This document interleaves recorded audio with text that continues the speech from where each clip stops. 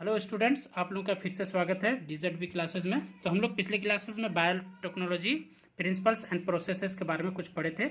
तो बायोटेक्नोलॉजी क्या होता है कि एक ऐसा प्रोसेस जिसमें हम लोग लिविंग ऑर्गेनिजम्स को लेकर के या लिविंग ऑर्गेनिजम्स के किसी भी पार्ट्स जैसे कि सेल या फिर सेल के अंदर से DNA को निकाल करके अलग अलग लिविंग ऑर्गेनिज्म से अलग अलग DNA को निकाल करके उन दोनों DNA को मिला करके रिकॉम्बिनांट DNA बनाते थे।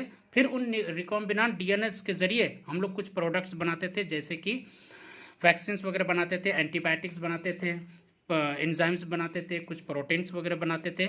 इसी पूरे प्रोसेस को बायोटेक्नोलॉजी कहते हैं। ठीक है, उसका एग्जाम्पल टेस्ट ट्यूब बेबी भी आता है। ठीक है, ये थोड़ा सा देख लेना। European federation of biotechnology, EFB का हो सकता है फुल फॉर्म, आप लोगों को ऑब्जेक्टिव वगैरह में पूछ दे। प्रिंसिपल्स ऑफ बायोटेक्नोलॉजी, इसके दो प्रिंसिपल्स होते हैं। प्रिंसिपल्स ऑफ बायोटेक्नोलॉजी में दो होते हैं, genetic engineering and bio process engineering. ठीक, तो सबसे पहला जेनेटिक इंजीनियरिंग क्या था वो तो हम लोग डिस्कस किए थे कि जेनेटिक मटेरियल्स जैसे कि DNA और RNA, जो कि माँ बाप का कैरेक्टर्स बच्चों में लाता है। Genetic materials are those materials which carries characters from parents to their offsprings, है ना। तो जेनेटिक मटेरियल जैसे कि DNA RNA, इसके जो नाइट्रोजनस बेसिस होते हैं उसमें हम लोग जो चेंजेस लाना, उसको उनमें चेंजेस लाने को ही जेनेटिक इंजीनियरिंग कहते हैं।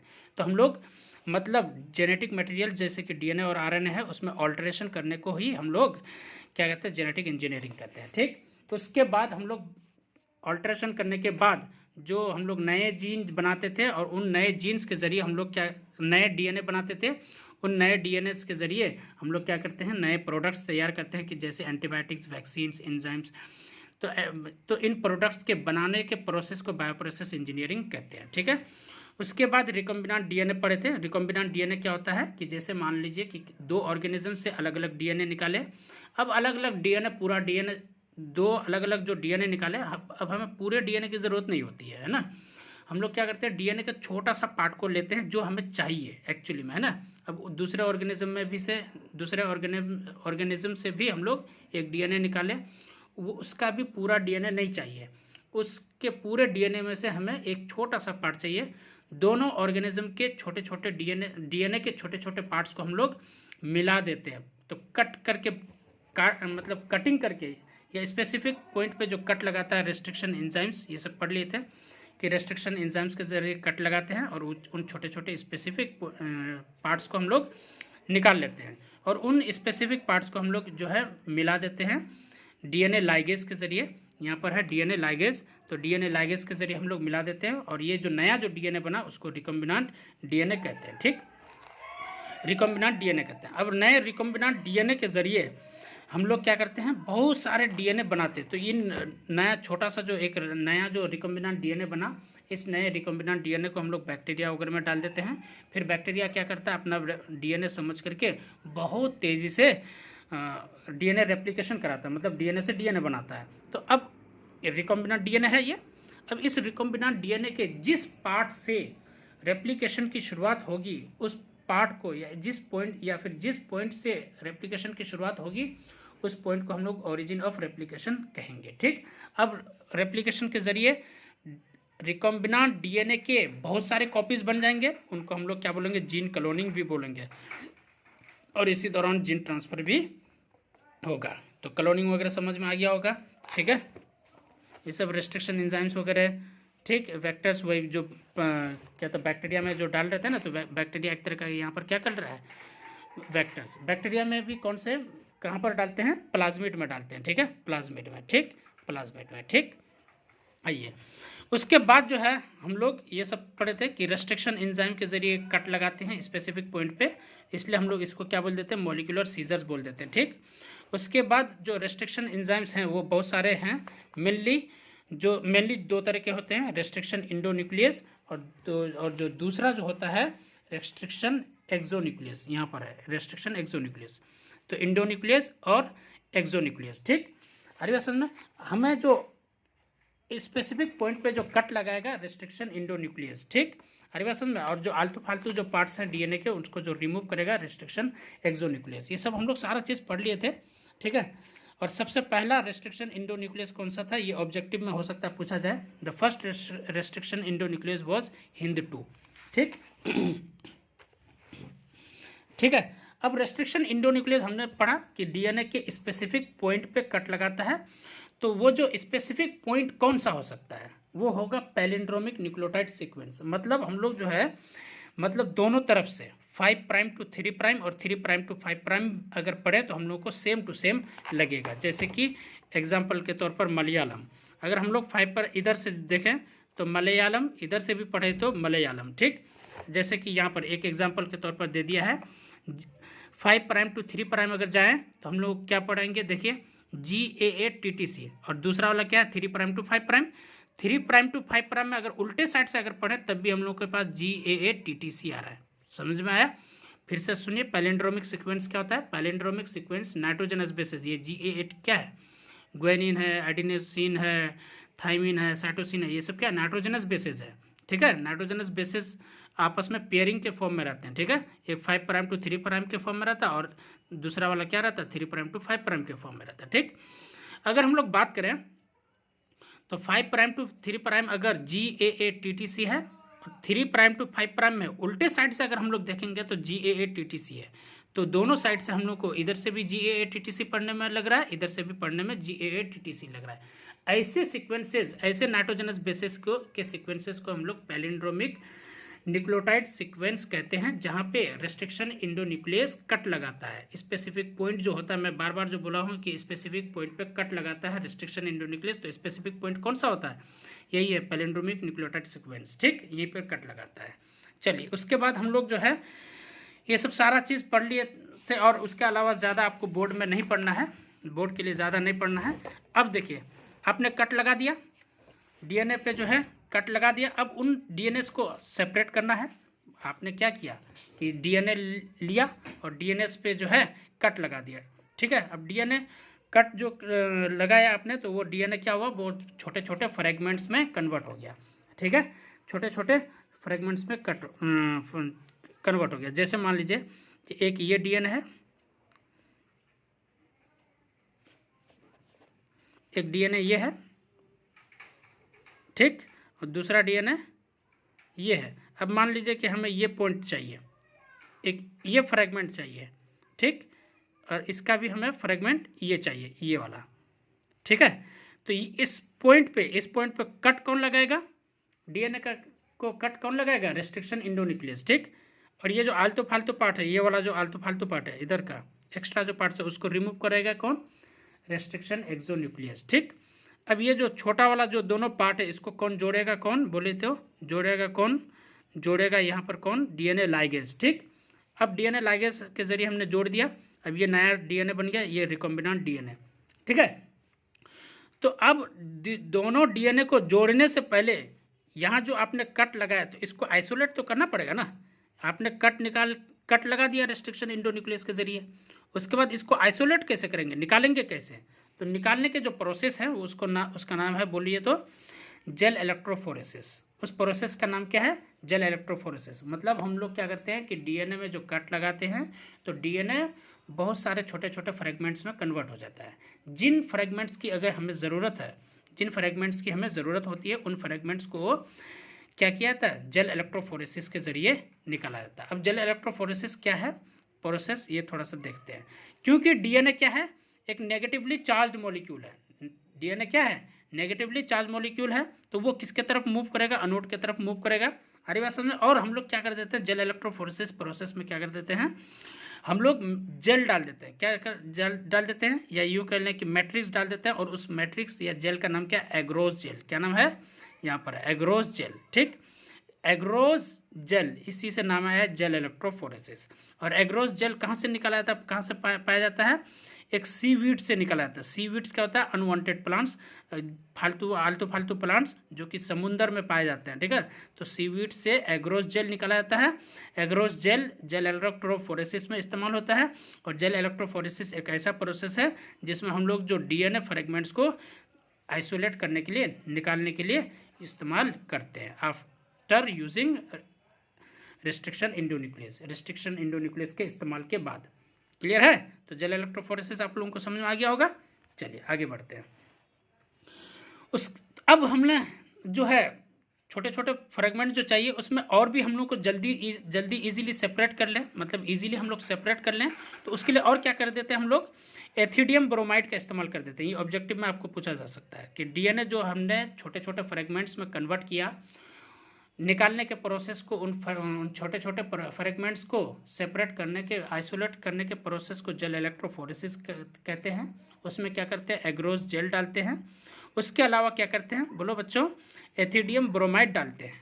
अब एथिडियम ब्रोमाइड की वजह से क्या होता है कि वो छोटे छोटे जो फ्रेगमेंट्स हैं ना, जो हमें चाहिए, वो किस में, ऑरेंज कलर में चेंज हो जाते हैं। किस, कौन से कलर में, ऑरेंज कलर में। ठीक, ऑरेंज कलर में कब, जब एथिडियम ब्रोमाइड डालने के बाद उसको अल्ट्रावायलेट लाइट में जब रख देते हैं, मतलब सूरज की रोशनी में रख देते हैं, तो ये ऑरेंज कलर में चेंज हो जाता है।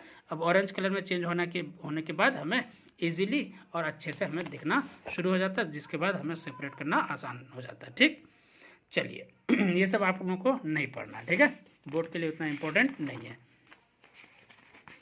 चलिए उसके बाद हम लोग जो पढ़ते हैं, ये थोड़ा सा देख लेते हैं कि, क्योंकि अब देखिए आपके 12th बोर्ड में से जो है ना, आपके 12th, अब जो 12th का सिलेबस है, ये सब बहुत सारा चीज़ हटा दिया गया है, इसलिए नहीं पढ़ना है। ठीक है, process of recombinant DNA technology.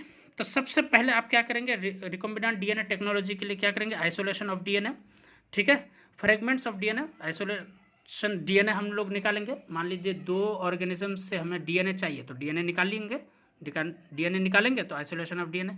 अब उन डीएनए को हम लोग छोटे छोटे फ्रेगमेंट्स में कट करेंगे। ठीक है, तो इसलिए fragmentation of DNA by restriction endonuclease. ठीक, उसके बाद isolation of desired DNA fragment. अब जो छोटे फ्रेगमेंट्स में हमने जो कन्वर्ट किया, अब उन फ्रेगमेंट्स में से भी जो फ्रेगमेंट हमें चाहिए उसको निकालेंगे, तो इसलिए तीसरे नंबर पे क्या आ जाएगा, isolation of desired DNA fragment. ठीक, उसके बाद क्या होगा कि लाइगेशन, यहाँ है ना, हाँ, लाइगेशन ऑफ डीएनए फ्रेगमेंट, ठीक, इनटू अ वेक्टर। ठीक, उसके बाद हम लोग क्या करेंगे, ट्रांसफरिंग द रिकॉम्बिनेंट डीएनए। अब ये रिकॉम्बिनेंट डीएनए हो गया, लाइगेशन करने के बाद रिकॉम्बिनेंट डीएनए हो गया। अभी इस रिकॉम्बिनेंट डीएनए को किस में भेज देंगे, होस्ट में डाल देंगे। ठीक है, किसी होस्ट में जो अपना डीएनए समझ करके बहुत तेज़ी से अपना नंबर बढ़ाएगा। ठीक, उसके बाद कल्चरिंग द होस्ट। अब हम लोग क्या करेंगे, होस्ट का भी अमाउंट बढ़ा देंगे। जैसे बैक्टीरिया में डाल दिए तो बैक्टीरिया का भी नंबर बढ़ाएंगे, बैक्टीरिया का नंबर बढ़ाएंगे तो बैक्टीरिया में जो हमने रिकॉम्बिनेंट डीएनए डाला है, रिकॉम्बिनेंट डीएनए का भी अमाउंट बढ़ता चला जाएगा। ठीक है, उसके बाद हम लोग जो प्रोडक्ट्स तैयार करेंगे, उसके बाद extraction of the desired product. मान लो वैक्सीन तैयार किए, उसके जरिए रिकॉम्बिनेंट डीएनए के जरिए, तो उस वैक्सीन को हम लोग आइसोलेट कर देंगे।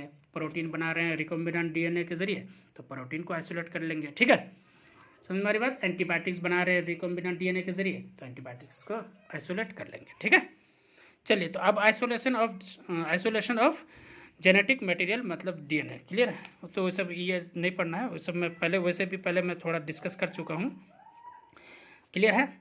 मतलब फंगस का जो सेल वॉल को जो तोड़ेगा, काइटिनेज। प्लांट का जो सेल वॉल को तोड़ेगा कौन, सेल्यूलेज। और बैक्टीरिया के जो सेल वॉल को तोड़ेगा कौन, लाइजोजाइम। कौन, लाइजोजाइम।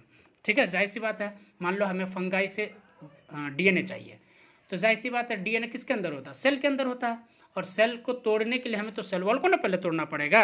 तो फंगाई का अगर सेल वॉल को तोड़ेंगे, तो फंगाई का सेल वॉल क्या चीज़ का बना होता है, काइटिन का, तो काइटिनिज तोड़ेगा। ठीक है, अब मान लो प्लांट का हमें डीएनए चाहिए, तो प्लांट का डीएनए किस में होगा, प्लांट सेल के अंदर होगा।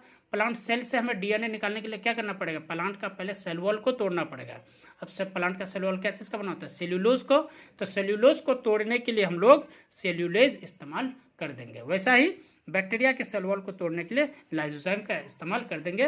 बैक्टीरिया का सेल वॉल टूट जाएगा, उसके बाद सेल से हम लोग इजीली डीएनए को आइसोलेट कर लेंगे। ठीक, अब उस डीएनए को उस डीएनए पर रेस्ट्रिक्शन इंडोन्यूक्लियस डाल देंगे। रेस्ट्रिक्शन इंडोन्यूक्लियस उस डीएनए को जो है बहुत छोटे छोटे फ्रेगमेंट्स में तोड़ देगा। जिस फ्रेगमेंट की ज़रूरत पड़ेगी हमें, उस फ्रेगमेंट को आइसोलेट कर लेंगे। उन फ्रेगमेंट्स को फिर आपस में मिला देंगे डीएनए लाइगेज के जरिए। डीएनए लाइगेज के जरिए मिलाने के बाद रिकॉम्बिनेंट डीएनए बन जाएगा। इस रिकॉम्बिनेंट डीएनए का बहुत सारा रेप्लिकेशन करा देंगे, मतलब डीएनए रिकॉम्बिनेंट डीएनए से बहुत सारा रिकॉम्बिनेंट डीएनए बना देंगे रेप्लिकेशन करा करके। ठीक, अब इन रिकॉम्बिनेंट जो डीएनए बहुत सारे बने हैं, इनसे हम लोग प्रोडक्ट्स तैयार कर लेंगे। यही है एक्चुअली में बायोटेक्नोलॉजी। ठीक है, चलिए अच्छा, इनको तोड़ने में जो है ना, थोड़ा सा मतलब चिल्ड इथेनॉल भी इस्तेमाल करता है, ठीक है। The purified DNA ultimately precipitates after addition of chilled ethanol, ये याद रखना, हो सकता है कहीं पर भी ऑब्जेक्टिव में अगर चिल्ड इथेनॉल मिल जाए बायोलॉजी के क्वेश्चन में, ये लगा देना, ठीक है। आर्यसन में एथिडियम ब्रोमाइड मिल जाएगा, एथिडियम ब्रोमाइड यहाँ पर लगा देना आर्यसन में, क्लियर है। चलिए नेक्स्ट है, हाँ ये हो गया। अब हमें जो रिकॉम्बिनेंट डीएनए जो बहुत सारे बनाने होते हैं ना, उसको एक स्टेप से गुजारते हैं, पीसीआर। पीसीआर का फुल फॉर्म होता है polymerase chain reaction. Polymerase chain reaction कुछ नहीं है, बस रिकॉम्बिनेंट डीएनए जो हमने बनाया था, उस रिकॉम्बिनेंट डीएनए का बहुत सारा रिकॉम्बिनेंट डीएनए बनाने के लिए पीसीआर करा देते हैं, पॉलीमरेज चेन रिएक्शन करा देते हैं। फिर से समझ में, फिर से समझा दूं एक बार, सुनिए। आपने रिकॉम्बिनेंट डीएनए बनाया था, अब इस रिकॉम्बिनेंट डीएनए का भी तो बहुत सारा आपको कॉपी चाहिए ना, बहुत सारे रिकॉम्बिनेंट डीएनए और तो चाहिए ना, तो जाहिर सी बात है रेप्लिकेशन करेंगे, तो रेप्लिकेशन के स्पीड को बढ़ाने के लिए पीसीआर करा देते हैं, मतलब पॉलीमरेज चेन रिएक्शन करा देते हैं। और पीसीआर भी 3 स्टेप में किया जाता है। सबसे पहला डीनेचुरेशन, ठीक है, डीनेचुरेशन मतलब डीनेचर कर दिया जाता है, एनिलिंग और एक्सटेंशन। तो DAE दाई है ना, दाई काम करने वाले आती है ना, दाई, हाँ अच्छा। तो सीक्वेंस हो सकता है पूछे आपसे, ठीक है। तो मतलब पॉलीमरेज चेन रिएक्शन का जो सीक्वेंस है क्या है, तो DAE दाई, ठीक। अच्छा एक बात और आपसे पूछा जा सकता है कि मतलब पॉलीमरेज चेन रिएक्शन पीसीआर में कौन सा एंजाइम यूज़ किया जाता है, तो आंसर लगाना है आपको टैक पॉलीमरेज। कौन सा, टैक पॉलीमरेज। T से है थर्मस और AQ से है एक्वाटिकस। ये टैक पॉलीमरेज एंजाइम यूज़ किया जाता है पीसीआर में। फिर से सुनिए, ये पूछा जा सकता है और बहुत बार पूछा भी गया है कि पीसीआर में कौन सा एंजाइम यूज़ होता है, तो आंसर लगाना है टैक पॉलीमरेज। टैक पॉलीमरेज एक एंजाइम है जो कि थर्मस एक्वाटिकस नाम का एक बैक्टीरिया है, उससे ये एंजाइम तैयार किया जाता है। देखिए एक बैक्टीरिया है जिसका नाम क्या है, थर्मस एक्वाटिकस।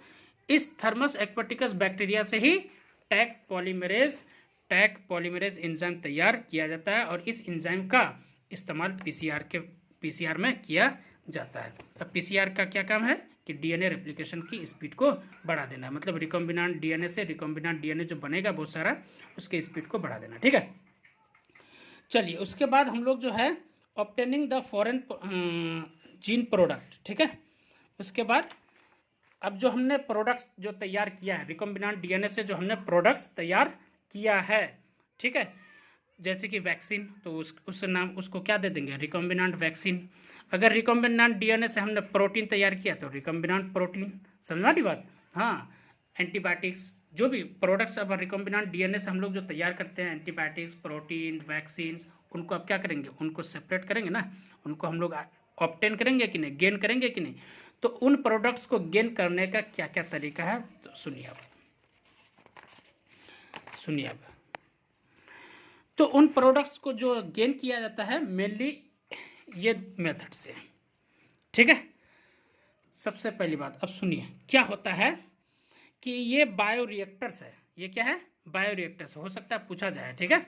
बायोरिएक्टर्स क्या होता है कि ऐसे जो है ना सिलेंड्रिकल मशीन्स होते हैं, सिलेंड्रिकल टैंक्स होते हैं, देखिए ये है, हाँ ये सिलेंड्रिकल नहीं दिख रहा है, सिलेंडर के जैसा है ना, सिलेंडर शेप में, हाँ। तो सिलेंड्रिकल टैंक्स होते हैं, सिलेंड्रिकल मशीन्स होते हैं, जिसमें क्या किया जाता है आज के डेट में रिकॉम्बिनेंट डीएनए को डाल दिया जाता है, ठीक है। उसी में ऑक्सीजन सप्लाई भी किया जाता है, एसिड बेस वगैरह भी मेंटेन किया जाता है, ठीक है।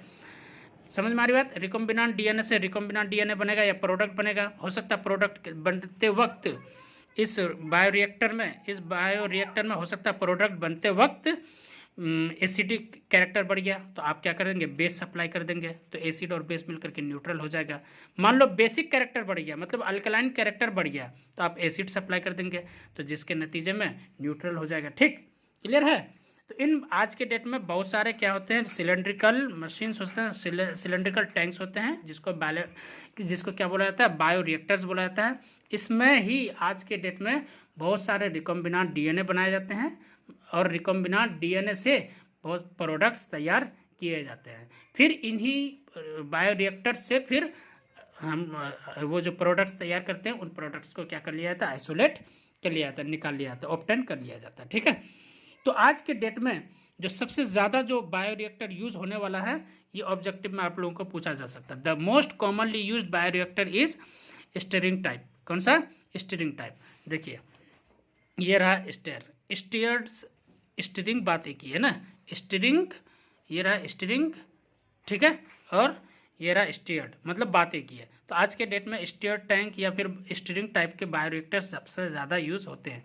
इसमें क्या क्या होता है थोड़ा सा देख लीजिए। फिन्स वगैरह है, मतलब फ्लैट ब्लेडेड है, फ्लैट ब्लेड है, क्या करता है, ये घूमता रहता है ताकि पूरे डीएनए जो रिकम्बिनांट डीएनए है वो सभी आपस में अच्छे से मिक्स हो, पहली बात।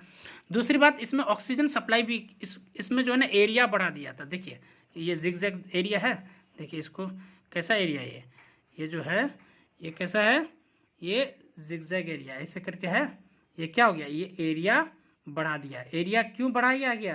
ताकि ऑक्सीजन सप्लाई बढ़े, ऑक्सीजन अच्छे से मिक्स हो। तो ऑक्सीजन इसमें क्या क्या किया जाता है, तो ऑक्सीजन सप्लाई करने के लिए, ऑक्सीजन के अच्छे से मिक्स होने के लिए क्या किया जाता है, एरिया बढ़ा दिया जाता है, पहली बात। रिकॉम्बिनेंट डीएनए को या प्रोडक्ट्स को अच्छे से मिलाने के लिए ब्लेड होता है, फ्लैट चपटा सा ब्लेड होता है ताकि अच्छे से मिक्स हो। अगर इसमें जो प्रोडक्ट बन रहा है, मान लो एसिड कैरेक्टर ज़्यादा हो रहा है, एसिडिटी हो रहा है, तो उसमें क्या कर देंगे, बेस डाल देंगे। ठीक है, जैसे सोडियम हाइड्रोक्साइड, ठीक है, मैग्नीशियम हाइड्रोक्साइड बेस वगैरह होता है, ये सब डाल देंगे ताकि एसिड का कैरेक्टर घट जाएगा। मान लो बेस अगर बढ़ रहा है तो एसिड डाल देंगे ताकि न्यूट्रल हो जाएगा। एसिड बेस को न्यूट्रल करता है, बेस एसिड को न्यूट्रल कर देता है, मतलब हमें न्यूट्रल मेंटेन करना होगा। ठीक है, आ रही बात समझ में? चलिए, अब जो एयर यूज हो गया उस एयर को बाहर कर दिया जाता है। ठीक है, आ रही बात समझ में? चलिए, हमने प्रोडक्ट्स तैयार कर लिया। ठीक है, अब प्रोडक्ट्स जो तैयार कर लिया, उस प्रोडक्ट्स को आइसोलेट करने के लिए ये बायोरिएक्टर्स आज के डेट में होता है। बायोरिएक्टर्स में प्रोडक्ट्स तैयार कर लिए जाते हैं रिकॉम्बिनेंट डीएनए से। ठीक, अब हमने जो प्रोडक्ट्स इन बायोरिएक्टर्स में जो तैयार किया, ठीक है, इन प्रोडक्ट्स को हम लोग सेपरेट करेंगे किसके जरिए, इसके जरिए डाउन स्ट्रीम प्रोसेसिंग। तो डाउन स्ट्रीम प्रोसेसिंग आप लोग को हो सकता है बोर्ड में पूछे, डाउन स्ट्रीम प्रोसेसिंग हो सकता है आप लोगों को बोर्ड में पूछे। आफ्टर कंप्लीशन, थोड़ा सा देख लीजिए, after completion of biosynthetic stage, मतलब आपने प्रोडक्ट्स तैयार कर लिया। ठीक है, the product has to be subjected through a series of process before it is ready for marketing. Market में उन प्रोडक्ट्स को लाने से पहले आपको बहुत सारे स्टेज से गुजारना पड़ेगा।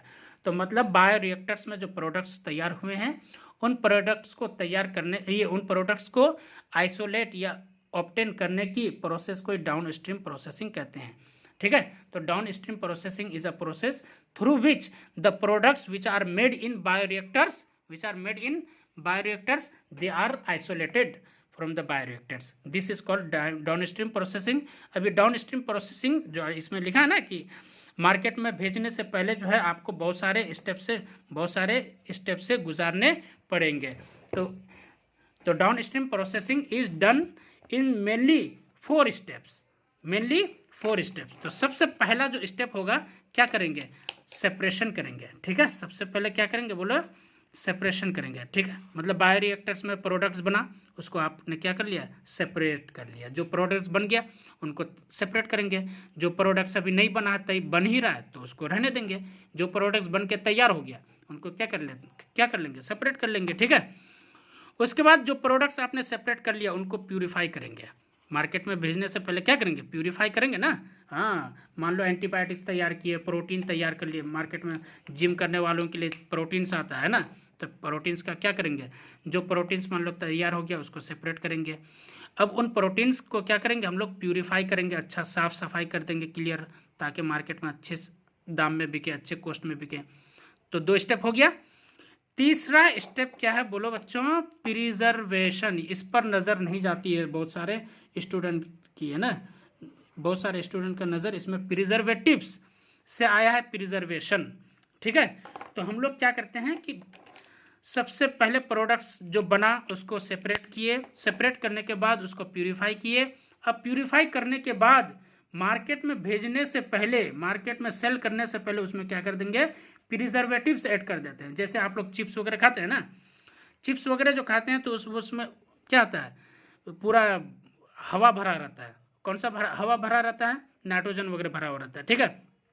तो नाइट्रोजन क्या है, एक तरह का यहाँ पर प्रिजर्वेटिव का काम कर रहा है, मतलब उस प्रोडक्ट को खराब होने नहीं दे रहा है। मतलब आपने जो दवाई वगैरह हुआ, प्रोटीन वगैरह हुआ, आपने जो बनाया, ठीक है, उसको सेपरेट किया, उसको प्यूरिफाई किया, अब उसमें आपने कुछ प्रिजर्वेटिव्स ऐड कर दिया, कुछ मतलब केमिकल्स वगैरह थोड़ा बहुत हल्का फुल्का, जो कि नुकसान, बॉडी को नुकसान न करे, ऐसा कुछ आपने प्रिजर्वेटिव्स ऐड कर दिया, जो कि उस दवा का या उस प्रोडक्ट का या उस वैक्सीन का क्या लॉन्ग लास्टिंग बढ़ा दे, मतलब बहुत दिनों तक वो खराब ना हो। खराब होने से बचाने के लिए हम लोग क्या कर देते हैं, प्रिजर्वेटिव्स ऐड कर देते हैं। तो प्रिजर्वेटिव्स का ऐड करने को ही प्रिजर्वेशन कहते हैं, ठीक है। तो सबसे पहले आपने सेपरेशन किया, उसके बाद प्यूरिफिकेशन किया, उसके बाद आपने प्रिजर्वेटिव्स को ऐड करके प्रिजर्वेशन कर दिया। अब मार्केट में फुल एंड फाइनली लाने से पहले आपको स्ट्रिक्ट क्वालिटी कंट्रोल टेस्टिंग से गुजारना पड़ेगा। मान लो आपने वैक्सीन बनाया, सेपरेशन किया, प्यूरिफिकेशन किया, उसमें प्रिजर्वेटिव ऐड कर दिया, अब डायरेक्ट ह्यूमन बीइंग को दे देंगे, अब वैसे भी पढ़े लिखे लोगों को दे देंगे तो आप पर तो केस कर देगा वो। तो क्या किया जाता है, सबसे पहले चूहा पर टेस्ट किया जाता है। कोई भी वैक्सीन हुआ, एंटीबायोटिक्स हुआ, ये सब किससे, रिकम्बिनेंट डीएनए से ही तो तैयार किया जाता है, बायोटेक्नोलॉजी के प्रोसेस से ही तो तैयार किया जाता है। अब उसको तैयार कर दिया आपने, तो उसको क्या करेंगे, सबसे पहले आप चूहे पर टेस्टिंग करेंगे। चूहा पे क्यों करते हैं, क्योंकि चूहा जो है ना ह्यूमन बीइंग्स के जैसा कैरेक्टर्स रखता है। जैसे कि हमारे भी बॉडी में हेयर्स, चूहा के भी बॉडी में हेयर्स, हमारे भी 2 कान, चूहा के भी 2 कान, हमारे फीमेल्स हम लोगों में भी मेमोरी ग्लैंड, तो चूहा में भी मेमोरी ग्लैंड, ठीक है। तो क्योंकि ये तीनों कैरेक्टर्स हैं, इसलिए चूहा को मैमल्स में रखा गया है। क्योंकि इसलिए मैमल्स में सबसे पहले जो चॉइस ऑफ टेस्टिंग होता है उसको वो किस में किया जाता है, टेस्टिंग चूहों पर किया जाता है। टेस्ट चूहा पर कर दिया, अगर सक्सेस हो गया तो उसके बाद मंकी का कैरेक्टर ह्यूमन बीइंग से मिलता है, तो मंकी पर कर दिया। अगर मंकी पर भी हो गया तो उसके बाद क्या किया जाता है, जो खूब रूरल गांव देहात में जो लोग रहते हैं, जिनको नॉलेज वॉलेज नहीं है मेडिसिन का, उन लोगों पर चुपके से टेस्टिंग कर दिया जाता है, ठीक है। टेस्टिंग करने के बाद फिर उसका फीडबैक डॉक्टर्स वगैरह जो है दे देते हैं कि भाई हाँ ये प्रोडक्ट सही है, अब इस प्रोडक्ट को मार्केट में ला सकते हैं, चलेगा, अच्छा से चलेगा, ठीक है। फिर फाइनली जो है उस प्रोडक्ट को मार्केट में लाया जाता है। क्लियर है? तो 4 स्टेप से गुजारा जाता है, ठीक है। डाउन स्ट्रीम प्रोसेसिंग समझ में आ गया। बायोरिएक्टर्स में जो आपने प्रोडक्ट्स किया, तैयार किया, वैक्सीन्स हुआ, एंटीबायोटिक्स वगैरह हुआ, प्रोटीन्स हुआ, एंजाइम्स हुआ, बायोरिएक्टर्स में आपने तैयार किया। तैयार करने के बाद डाउन स्ट्रीम प्रोसेसिंग से आप सेपरेट करेंगे, आइसोलेट करेंगे, डाउन स्ट्रीम से ऑब्टेन करेंगे, ठीक है। डाउन स्ट्रीम प्रोसेसिंग से आप ऑब्टेन करेंगे। अब डाउन स्ट्रीम प्रोसेसिंग जो है मेनली 4 स्टेप्स होता है। सेपरेशन सबसे पहला स्टेप करेंगे आप, प्यूरिफिकेशन करेंगे, प्रिजर्वेशन करेंगे, उसके बाद स्ट्रिक्ट क्वालिटी कंट्रोल टेस्टिंग करके मार्केट में ला देंगे। इस तरह से ये चैप्टर पूरी तरह से फिनिश हो गया। हमने तेज़ी में इसलिए समझाया क्योंकि बोर्ड का टाइम एकदम बिल्कुल करीब आ रहा है, ठीक है। आप लोग शॉर्ट पीरियड ऑफ टाइम में आप लोग मतलब पास होने लायक एटलीस्ट तो रिवीजन कर समझ में आ जाएगा, ठीक है। बाकी इसका मैं जो है नोट्स, एक बहुत छोटा सा वीडियो में नोट्स एकदम बिल्कुल सिर्फ स्क्रीनशॉट आप लोगों को लेने के लायक एकदम छोटा सा वीडियो 1 मिनट का या 2 मिनट का वीडियो लाऊंगा, आप लोग को नोट्स दे दिया जाएगा। बाकी आप लोगों को अगर पढ़ाने का तरीका समझ में आ रहा है, अच्छा लग रहा है, तो प्लीज़ आप मेरे चैनल को सब्सक्राइब करें, लाइक करें, शेयर करें, ताकि मुझे मोटिवेशन मिलता जाएगा, मेरी हिम्मत बढ़ती जाएगी, तो मैं आप लोगों के लिए और भी अच्छा से मेहनत करता जाऊँगा। और हाँ, एक और बात है कि मैं बहुत जल्दी पूरे 12th का बायोलॉजी का जो है ना, जो बोर्ड के लिए जो ऑब्जेक्टिव्स हैं वो वीडियो में ला रहा हूँ, ठीक है। हर बात समझना, हर एक चैप्टर का जो ऑब्जेक्टिव्स जो बोर्ड में आ सकते हैं वो वीडियोज़ लाऊंगा। आधा घंटा क्या 10 मिनट में सारे ऑब्जेक्टिव्स एक चैप्टर का हो जाएगा, ठीक है। ठीक है, आज इतना ही रखते हैं। Thank you so much.